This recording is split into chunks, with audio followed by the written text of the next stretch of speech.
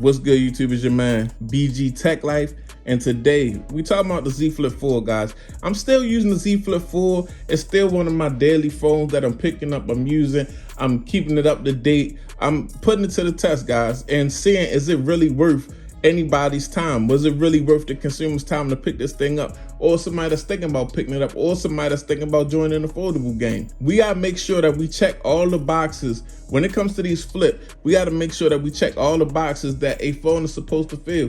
And did it do that? Let's answer that question. Okay, guys, so as far as I'm concerned, after all the hype, this is a good phone, guys. This is a good phone. I'm not gonna say a great phone, I'm not gonna say an A+ phone, but this is definitely a B+ phone that can fold in half at this point. This phone weakness is, yes, it's still the battery. The battery was better, like I said on my videos, it's better than the Z Flip 3, but it's not exactly where it needs to be as far as competing with regular phones that don't flip in half. But you know, engineering will get it there.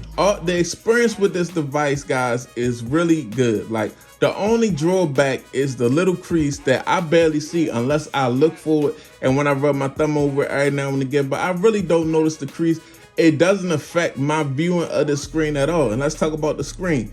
The screen is good, guys. The screen is 1080, even though I feel like at this price point, they need to step the screen up to at least 1440, just because, not because I feel like I'm lacking anything, but just because of the price.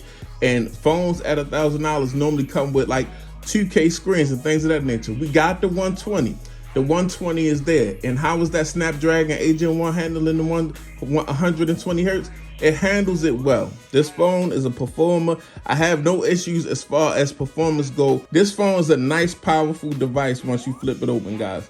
Once you get into it and you got that 120 working and you got that latest Snapdragon processor, it's a nice, powerful device. The 8 gigs of RAM does it well. So you want, as far as a phone go, as far as performance, you're not missing out on anything. I game on this phone, I watch content on this phone, I do everything on this phone that I do with my other phones, and there's no drawbacks, just that small little crease on the display.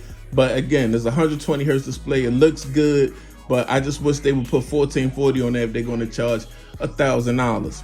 Now, as far as the cameras go, now the selling point of this phone is the cameras, guys, because they always talk about how you can flip it and you can fold it and you can use it as a tripod. So if you can, even though you can take some decent pictures now with the 12 megapixel dual shooters that they got on the back, why not put the best that you got on this device if the selling point is the camera?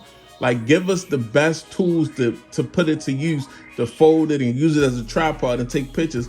Give us the best sensors. So that's, especially at $1,000. That's one thing that I think about this phone that definitely need to be improved. But as using this phone, I have, and as you can see, if you look on my Twitter, BG_TechLife, I've taken some good pictures with this device. I'm pretty good at getting the best out of a smartphone. But still, at that price point, you want the best tools that's available. Now, overall, the concept of a fold in half and being compact is very trendy to me. I notice my analytics. I notice a lot of people come and look at this phone that normally don't look at my channel. So this phone could be trendy. I think everything is about trends. Like social media, what's trendy, what's not, things of that nature. That's what make things popular. And I think that's one thing that this phone has that don't any other Android phone have. This being able to flip in half and be trendy and do little trendy things and be considered cool.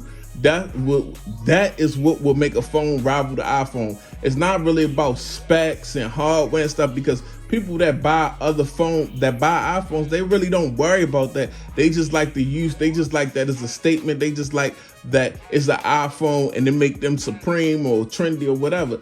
Now, this being able to flip, and a couple people see me flip this device and been astonished. So I think this is something that Samsung need to follow up on and just put a bigger budget into, and really throw everything but the kitchen sink at this device. Maybe make it just a teeny bit bigger, just so you can get a little bit more battery life in it. Because I think things like this, things that's trendy, things that's different, things that other manufacturers won't try to do, that's what's gonna take some of the market share from some of these powerhouses in tech. Or that's what's gonna, especially when it comes to Android, that's what's gonna, devices like this is what's gonna make Android way more popular than it is right now to people that really don't care about specs, but just care about what's trendy, what's new, and what's popping. So yeah, those are my thoughts after the hype on the Samsung Galaxy Z Flip 4. It's your man BG Tech Life. Thanks for watching. If you're watching, go ahead and make sure you subscribe and follow me on Twitter and Instagram, BG_Tech Life. It's your man BG. I'm out. Peace.